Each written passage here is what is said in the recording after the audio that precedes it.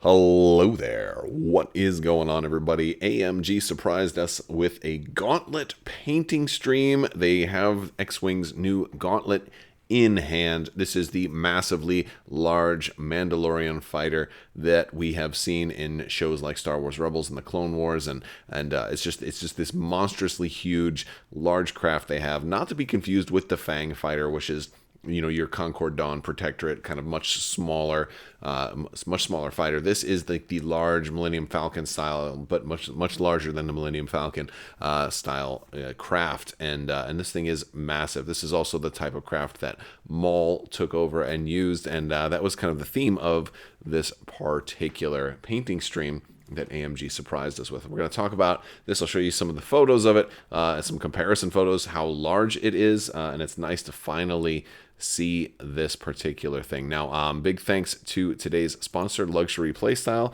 If you haven't already, be sure to check out Luxury Playstyle's website at luxuryplaystyle.com. They have amazing X-Wing tokens, as well as we've got Legion tokens out there, L5R, Keyforge, lots of different games. They are amazing. They make great holiday gifts. They're all double-sided, full metal tokens, exquisitely painted. They're going to look so nice on your tabletop when you're playing these games. You're really going to impress the person across the table from you. Use code Crabbok VIP. You're going to save 15%. Orders of $35 or more are going to get a free Crabbok lightsaber nunchuck token. So check them out at luxuryplaystyle.com. Also, we are still doing that lightsaber giveaway. So, and any of the 12 Days of Life Day giveaways that we're doing, plus the lightsaber, all you have to do is be a subscriber and leave a comment on this or one of my videos. It's as simple as that. Let's go ahead and take a closer look at this. Now, they also pulled one out of the box, and we have this beautiful look at it here. And the reason for a couple of things, like the omission of this with the Asmodee pre-order site, they actually just got these in to take photos of them, to basically to put it up on the website. So, like, a lot of times when you have something printed, this stuff is all like manufactured and created in China. They'll send out, they'll rush a couple, like a small box over. They can like airlift a small box over, but you have to wait for the boat for like the major, the full load. So this is kind of like an early little small box. They have a couple of them in Seattle there. And I guess they got this one in late, and that's why, while the Pride of Mandalore and the Razor Crest went up on the pre-order site a few days ago, this one wasn't there. They didn't have the photos ready for it and all of that. So now, with everything in hand, they can get all that ready. It'll probably be up for pre-order maybe by the time that you see this video. If not, it'll be up there very soon. Now, they also talked about release dates for this. It is looking to be either early March or late February. The current date right now is the last week of February, when this and also Razor Crest and Pride of Mandalore are all scheduled to come out. However, that might not be exactly the way it works, just because shipping delays are what they are. It's affecting just everything, not just gaming, but just about everything that has something shipped. It's having a big effect on. So this is nothing new to our particular industry, but for a lot of people are still kind of getting used to the idea that expect delays. And so, again, even though the target is late February, I wouldn't be surprised if it wasn't until March or even April, just because I'm kind of grown to expect the unexpected, since we've had so many delays, and we continue to get more and more delays. So, but maybe everything will go off without a hitch, and maybe it'll still, be in your stores by February. So we'll be looking for it. This is going to be a really fun one.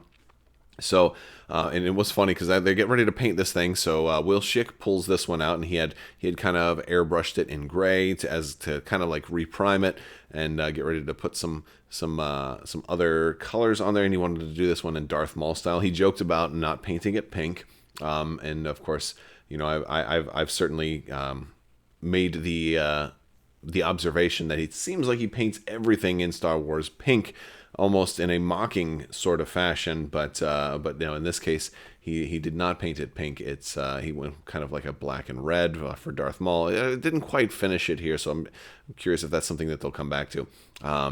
There's some other interesting things here. So we'll show some other photos from the stream.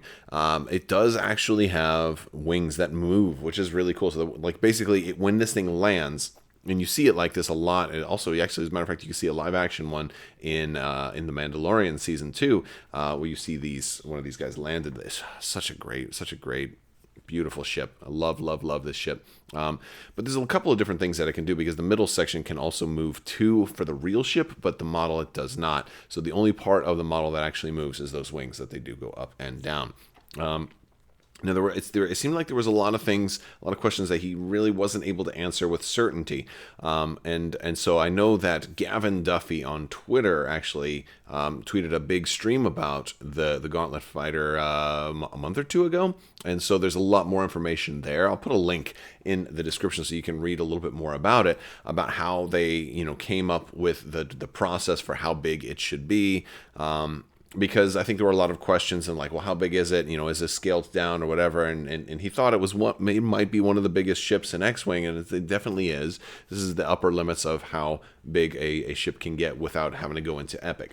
So this is not an Epic ship. This is a standard play ship, but it is the size in canon. It's big enough to be an Epic ship. So what they ended up having to do is, this is a ship that was kind of in a mid-level type of scale, so it's not exactly to scale as it should be, because it would be significantly larger than it actually is. So they had to scale it down, they had to shrink it down a little bit, and they normally don't do that for the standard play ships. When they did the Epic ships, they brought those down to like a half scale. So in reality, like the Millennium Falcon's this big and a GR-75 is this big, the GR-75 should be about that big. Right, but again, if they were to do that, like a Corellian Corvette would be way too big maybe not way too big, but too big to be cost effective, and you wouldn't be able to afford it. It wouldn't have been $100 at launch. It would have been $200 or $300 at launch. The bigger things get, the harder it is to ship and manufacture, and then packaging and all of that stuff.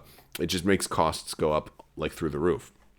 So, and also it takes up so much of your table real estate. So this is a scaled down version, and this here is another kind of a good look of it with the wings up. And if you do plan on doing any repaints, this is going to be a very nice way to get get your brush in there and kind of get side angles and things like that. So it's going to look really cool. They didn't really spoil much as far as what's going to be in here, but he did talk about this things we already know, that basically are the 5 factions that this works for. Everybody except for the sequel factions, and potentially there will be sequel trilogy pilots for this someday. Who knows? That will really depend on if we see Mandalorians in kind of sequel era territory. If we see an episode 10 and there's like a Mandalorians that join the Resistance and Mandalorians that join the First Order, then who knows?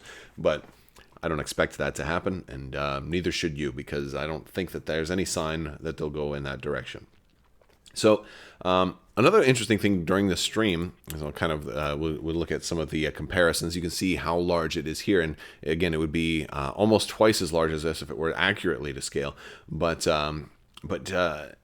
another interesting thing is they did talk about all their changes. They do have 2.5 name dropped. So, I've been calling all the new AMG stuff at 3.0, and I've certainly clarified that there's no way they would ever allow the word 3.0 to actually happen. They will never actually allow themselves to say 3.0, because administratively, for whatever reason, somebody decided that would be suicide. There was a lot of backlash when they went to 2.0.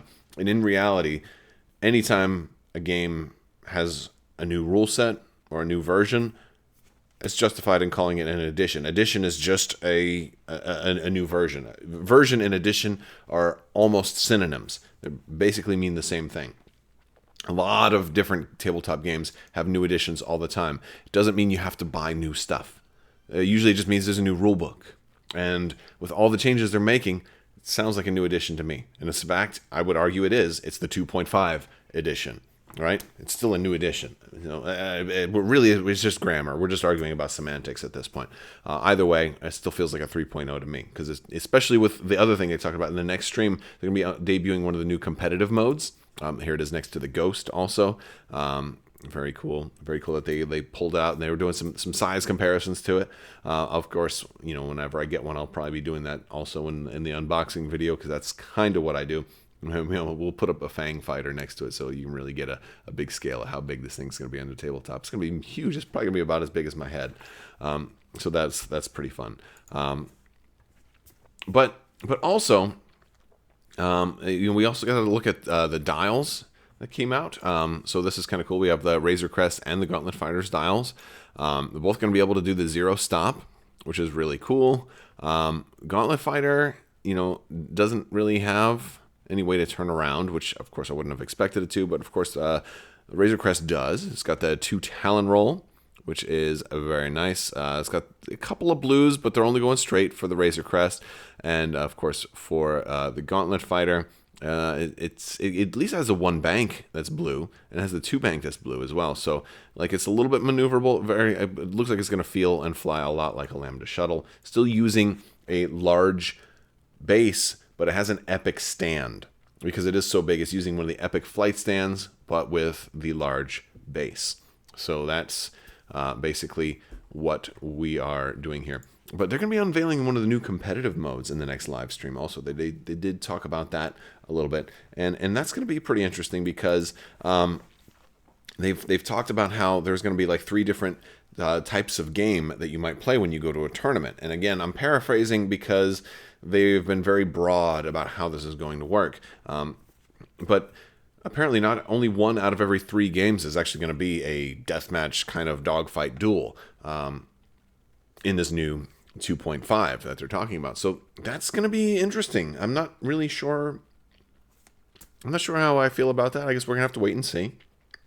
I mean, I don't really do as many X-Wing tournaments nowadays anyway, but the implications of that is normally when you play someone, you usually, a lot of times, at least when I play people, we usually follow tournament rules. Unless we're doing some kind of special scenario, we usually, kind of train as you fight, so to speak. And so, if I'm going to play somebody, I'm usually going to play according to the tournament rules because I want to, practice and get better. And that's the most widely recognized standard of play. And so, so it's, for me, in a lot of ways, it feels like a cop-out to say, well, this is only for tournament play. I'm like, no, it's really for most play. Now, granted, some kitchen table play might not be that way. There's some games that I generally only play on the kitchen table and don't really care about tournament rules. But for the Star Wars games, that's kind of how I play. Even if I'm not playing in many tournaments, I still kind of follow those rules. So it'd be really interesting to see what the new competitive modes are, how they're going to be scenario driven or objective driven or something like that. If there's going to be you bring your scenarios, or how do we decide which one we're going to play? Is it all of that? There's going to be a new tournament document that comes out that's going to be kind of detailing all of that. So there's going to be a lot. But to me, that sounds like it has the potential to be by far the most significant change to X-Wing ever. If only one, and again, I'm presuming things. If only 1 out of every 3 games is a dogfight, then that means 2/3, 66% of the game is now objective based. That's huge. But again, we don't know that that's exactly how it's going to be. That's just kind of what I imagine based on what they've said. But we'll see. And it could be that it's still very much a dogfight, but it also has one little tiny little thing. I guess we'll have to wait and see how big of a change it is from the standard game. So stay tuned. I think that's going to be coming next week. So there's definitely some news. We're kind of in a little bit of a period where there's some X-Wing news, and there will be a big break once I think next week is their last week of streaming, and then they're going to be done for the year for their 2-week holiday break. So it won't be a whole lot of new information out of AMG in that time frame, but that's okay. Most of it is just painting stuff we've already seen anyway. So, but this was a nice treat to get a look at how this thing is actually going to look. It's very, very cool. All right, you guys, that's going to do it for today. I want to thank you guys so much for watching. Big thanks to all my patrons. You guys are absolutely amazing and help make this channel possible. Stay tuned for more giveaways, and as always, don't ever wrestle an octopus unless you have more arms than it does.